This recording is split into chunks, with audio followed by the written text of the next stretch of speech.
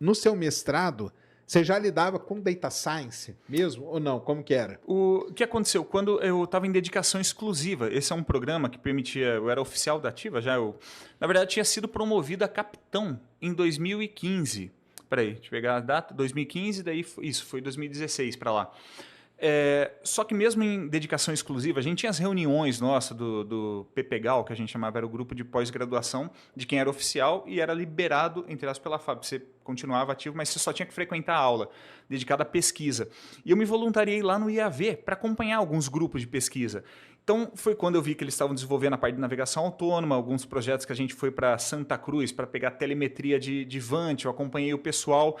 E nisso a gente vai conversando tem muitos pesquisadores civis, militares, pessoal que às vezes foi fazer o sanduíche fora.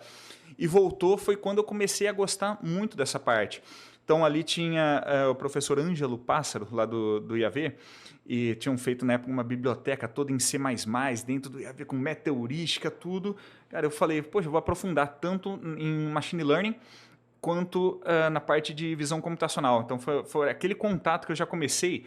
Data Science não foi uma etapa, vou dizer assim, a parte de dados, a gente vai vendo a parte de análise de dados, tratamento, parâmetro de motor, junto com o pessoal da logística, etc. Mas a área que me encantou naquele período foi o Deep Learning. Então, trabalhar com redes neurais profundas, e tinha muita gente que lidava. Tinha até o professor Rodrigo Scarpel, conhece ele ali? Sim. Trabalhou com muita, pelo menos no workshop, eu lembro que ele mostrava alguns projetos com plataforma de petróleo, detecção de onde estava. Claro. E sensacional, assim, os cases que ele trazia, né, de análise de dados. Eu digo que ele tinha até os melhores Excels da vida, porque ele conseguia botar umas animações, o algoritmo de gradient descent, de gradiente, de otimização, cara, ia mudando, cada célula ficava quadradinho, mudava de cor, ia dando zoom, negócio de otimização local. Eu falei, caramba, nunca vi. É o melhor mestre, ele programava... Era uma tabela didática, né? Era uma coisa absurda, assim, as demonstrações dele toda. Mas tendo contato com cases e vendo o projeto do pessoal na prática, poxa, eu quero fazer parte. Eu entrei num grupo de pesquisa, lá, grupo de trabalho de comando e controle, junto com a minha co-orientadora, né, a doutora Mônica. Também fui inserido em alguma coisa e o pessoal me ajudou muito. E só o fato de eu não... Qual que é o problema, eu acho? Quem fica só na pesquisa, não tem problema. Tem pesquisas que são no campo teórico. Mas eu estava ali para ajudar a FAB a resolver um problema prático. Eu não queria que a pesquisa ficasse no papel.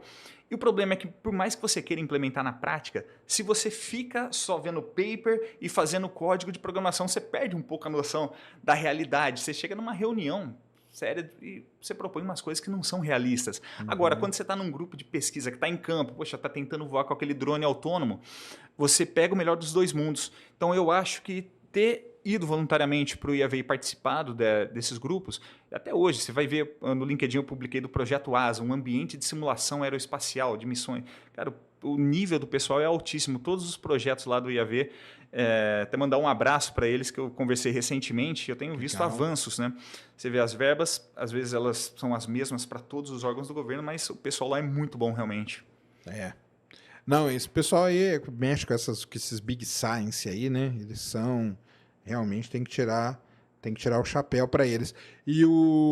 Então aí o lance era ver a aplicação, né? Aplicação. Era a prática ali da análise, né?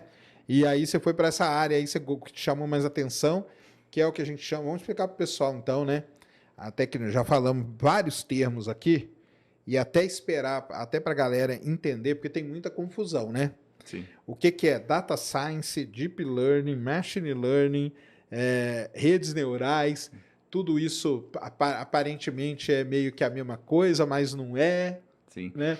Vamos dar uma explicada para a galera, como que é? Como eu costumo dizer, depende muito do referencial teórico, mas o Data Science é um termo que hoje todo mundo fala, a gente sabe que está muito em alta, mas é análise de dados em si. Você falar diagrama de Venn, imagina um grande conjunto, uma grande sala, né, chamado Data Science. Eu posso colocar o que é inteligência artificial, e dependendo do referencial, como eu falei, mas eu vou assumir inteligência artificial, ela estaria dentro de Data Science. Data Science é analisar dados. Dados, o que são dados? Tem até aquela piada, né? Tem dado aí? Mas tem dado em casa? Tem dado em casa? Deixemos em aberto a pergunta, mas prosseguindo. Dado, ele pode ser Uma planilha de Excel que eu tenho aquelas células numéricas, pode ser uma imagem, pode ser um arquivo de som. Por quê? Isso sozinho ele não me diz nada. Quando eu tenho o papel de alguém, um algoritmo, um modelo que ele vai debruçar em cima daquele dado, ele vai entender, to make sense, vai tirar um sentido, a gente transforma o dado em informação. Então a informação, opa, peraí, o dado sozinho não quer dizer nada, mas agora eu tenho uma informação. Um conjunto de informações bem gerenciadas, ela vira conhecimento. Então o conhecimento, e óbvio que daí você vai ter como que eu perpetuo esse conhecimento, como que eu retransmito. Mas é isso, o dado é só um insumo, é o petróleo, dados são um novo bacon. Já viu comida ruim com bacon? Então o pessoal fala, né, tem uma frase antiga que é o dado é o novo óleo, né? Isso. Que o dado é o novo, era mais Petróleo. importante do que o petróleo. E eu acho legal de falar no caso do Data Science que tem toda uma história, que ele começa lá atrás, né, naqueles BI da vida, né? Sim. Que o pessoal vai tentando... Que o lance é esse, pessoal. Ter o dado não quer dizer nada. Quando você coloca uma inteligência em cima, uma ciência, um conhecimento, aí aquele dado passa a ter valor para cá. Sim. E são as pessoas que começaram a ver isso que começaram a se destacar. O Data Science ele começa com o BI, que é Business Intelligence, né, que é colocar a inteligência em cima do negócio. Sempre a galera da economia indo na frente, né? Porque, e também aí, no caso, na época, eles tinham muito dado, né? Sim. Porque dado tem uma coisa muito interessante, que é o seguinte, em várias áreas, primeiro ele foi um problema porque não tinha. Sim, é verdade. E hoje ele é um outro problema, porque tem demais. Então, teve que o pessoal que aprender a colocar uma ciência em cima de pouquíssimos dados e extrair informação, e hoje você tem um outro problema, que é nesse emaranhado de coisa que você tem, tentar extrair o que é importante. Tirar o ruído. E por isso que o Walmart, ele tem... mineração de dados é um termo que ficou muito... Aí veio uma evolução, né? Do BI passou um termo que foi falar na minha época, aliás, na minha época era outro termo ainda, mas era o data mining. Sim. Né? Que é esse lance de minerar o dado. O que é minerar o dado? É pegar esses milhões de coisas que tem hoje e pegar o que é importante. E é aí que alguns vão se destacando na multidão, não é isso? E a mineração, você começa... Algumas empresas que tinham isso armazenado, só que você, como pessoa...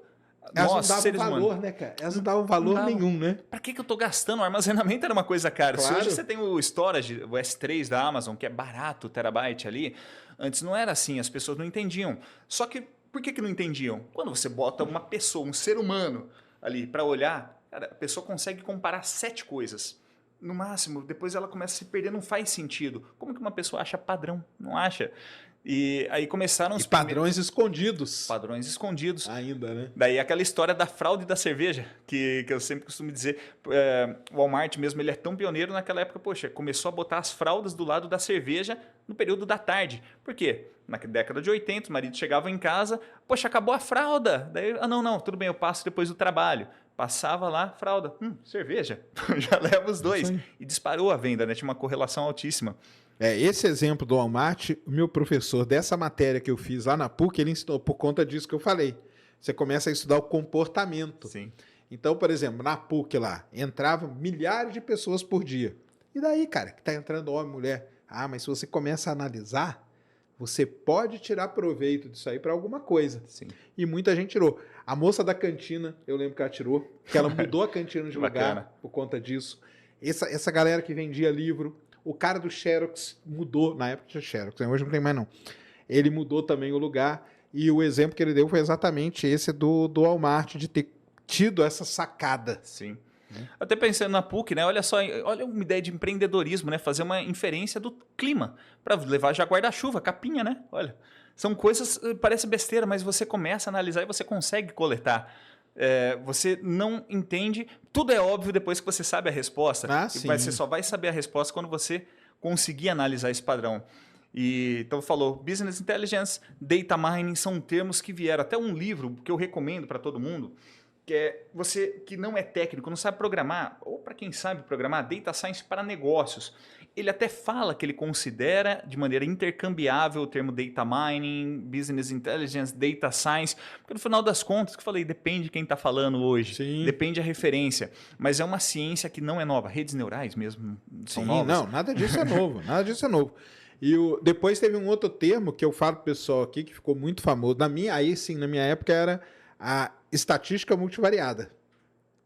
Então, estatística multivariada é um termo aí que ficou muito... E esses métodos todos, na verdade, eles são métodos de estatística multivariada, que é lidar com uma grande quantidade de variáveis, que é isso que o Carlos falou, que o ser humano não consegue, né? A gente consegue fazer um gráfico no máximo de tridimensional, e olha lá. Agora, quando você tem 10 variáveis, que é pouca, na verdade, você já não consegue, né? Então tem que partir para essas... E seres humanos são muito ruins. Quando eu fiz a matéria de System Dynamics, o professor Jay Forrester, eu acho, do MIT, ele desenvolveu uma metodologia fantástica, usando algumas coisas da dinâmica de sistemas, mas System Dynamics é diferente.